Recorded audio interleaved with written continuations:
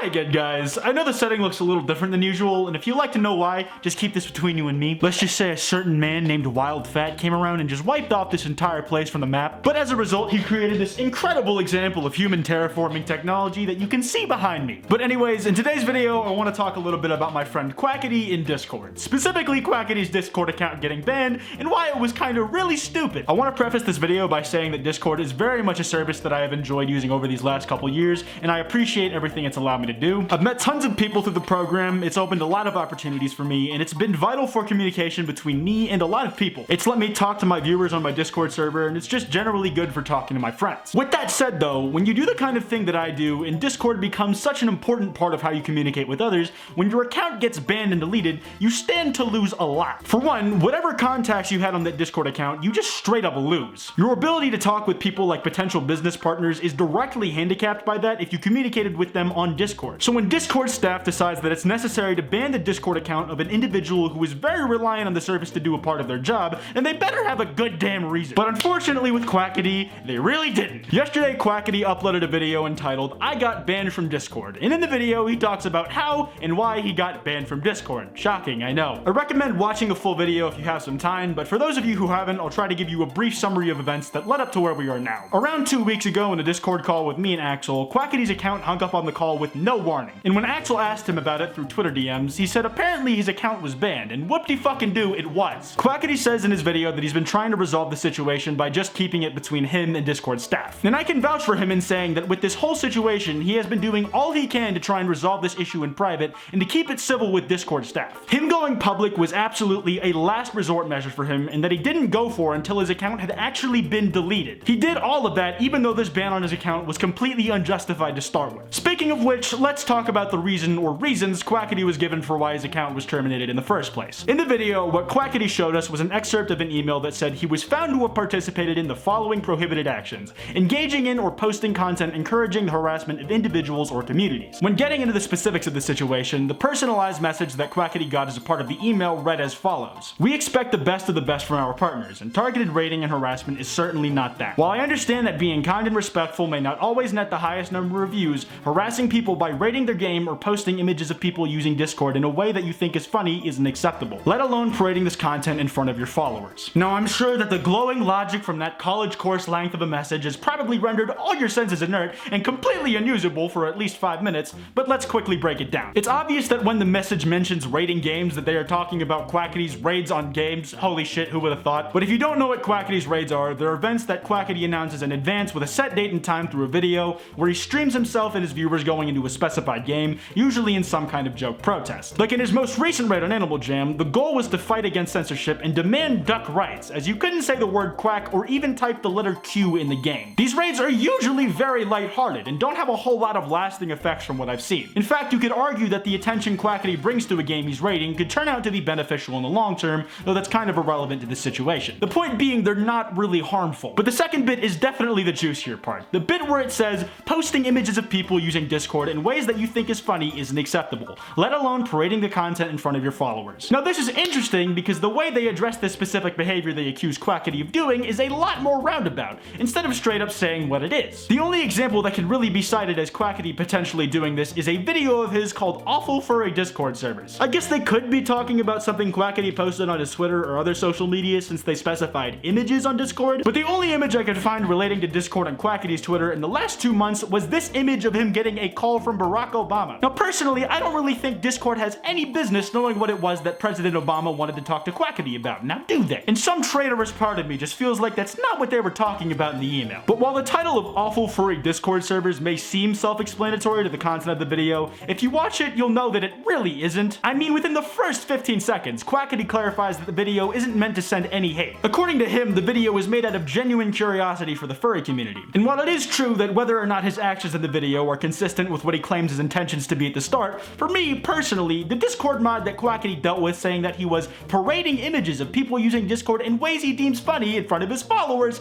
feels a little inaccurate. I mean, the humor of that Awful Furry Discord Servers video doesn't really come from the actions of the furries themselves. Instead, most of it comes from Quackity making a fool of himself. It's self-deprecating in a way. The comedy is generated by Quackity being so clearly out of his element and not knowing what he's doing. Like, for Christ's sake, the joke at the beginning was that he was a gamer infiltrating dropping enemy lines. Him acting so incredibly awkward in the voice chats of those servers and in his message exchanges was meant to play further into the idea of him being a fish out of water that we're supposed to laugh at. Hell, the furries in the video didn't seem to be too bothered by it, as a lot of them started playing into it as well. Some of them were laughing of their own accord at Quackity sending pictures of Thanos and working it into their roleplay sessions, if you will. A lot of people even recognized Quackity's voice, and it almost seems like the only one who didn't get the joke was the mod talking to Quackity in the first place. Not any of the people actually involved, and as it turns out, it seems a lot of furries who watched the video also found it funny. Like seriously, just watch this fucking clip. Yeah, we just wanna we wanna have some fun with Thanos in the closet. Why would you tell him about our story? No, stop screen sharing, stop. Stop screen sharing immediately! Even with all of that being said though, Quackity still made sure that any identifying information was blurred out in the video. The Discord servers, anyone he interacted with on those servers or through direct messages has their names censored throughout. That way they couldn't be identified and targeted by just being in the video. Now it's one thing when somebody doesn't like a video personally, but when they let those personal opinions factor in decisions that they make at their job, especially when their job is to enforce the rules of a platform, it becomes a problem. And go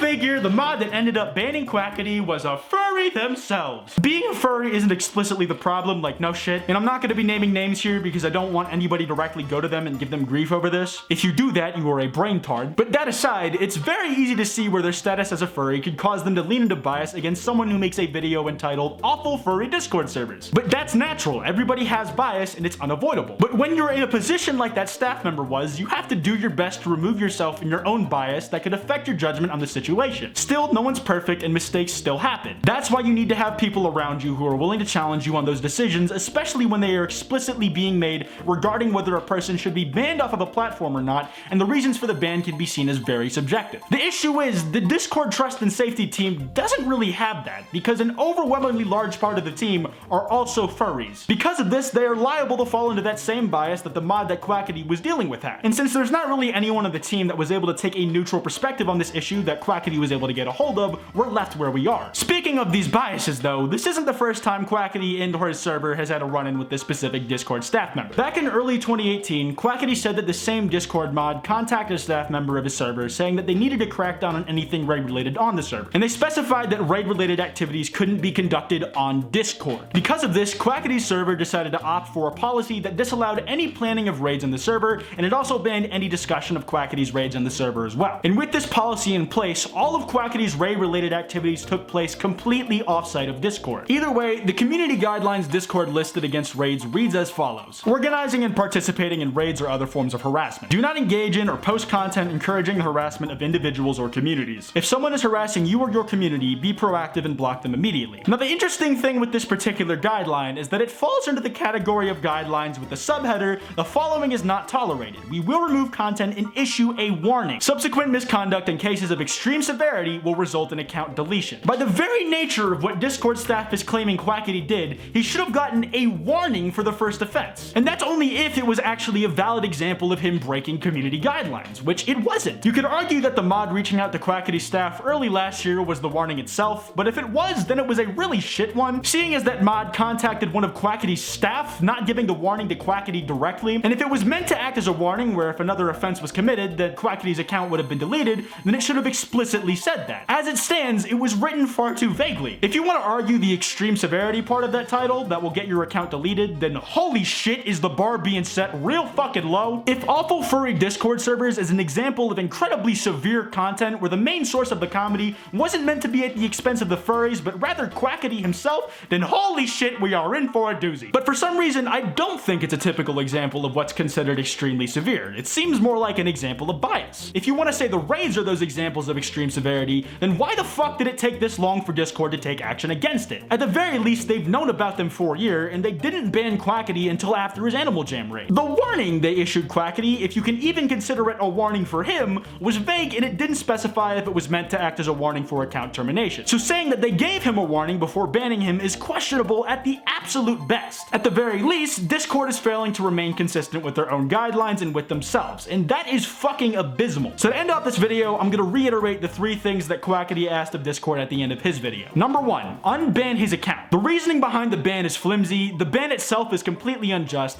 and Discord hasn't done what they said they would do in circumstances like this by issuing a proper warning for first offenses. And if what Quackity has done is considered extreme severity, then there really isn't a whole lot else to say other than to look for the bias that comes into play. Number 2, Discord needs to review their trust and safety team. When it's something this crucial and the decisions they make affect people in the way it did Quackity, you can't have just a straight up echo chamber. One where only one line of thought that is inherently biased will always prevail. You need people with a diverse set of ideas who will challenge each other when it's necessary. Like, it's meant to help avoid situations like these from even happening in the first place. And finally, number 3, stop ignoring Quackity's request for a server ownership transfer. If you aren't going to unban his account, but you are going to let his 45,000 plus person Discord server stay up, at least let Quackity transfer that ownership, that way the server can still function. It's ridiculous that you didn't do that immediately after banning the owner of one of your platform's largest servers. The next best time you can do it is right fucking now. I really do hope all this shit gets sorted with Quackity's account, as it's a bit dumb in my opinion if you couldn't tell, but be sure to give him some support. His full video should be linked in the description, and be sure to tweet out hashtag Discord unban Quackity to help spread the word, because this is just unacceptable. But anyways, I'm gonna wrap this video up here. If you guys enjoyed, be sure to drop a like, and if you're new, subscribe. If you guys think I missed anything, have anything to add, or that I got anything wrong, be sure to leave that in the comments below. I have a podcast with Wild Spartans and FPS Diesel called Loudmouse. We upload 2 new episodes every week on Tuesdays and Saturdays, and we're up on iTunes, SoundCloud, and YouTube. If you want to support the channel a little more directly, you can do so by clicking that join button next to the subscribe button, donating $5 a month to get things like custom badges and custom emotes. It's totally optional, but it helps out the channel, and it is much appreciated. If you want to check out any of my merch, you can go to QuiteShop.com. Shit's fucking slick. And lastly, you can follow me on Twitter at Kwite and on Instagram at Kwite.png. Links to both of those in the description below. Anyways, this has been Kwite, and I will see you guys next time.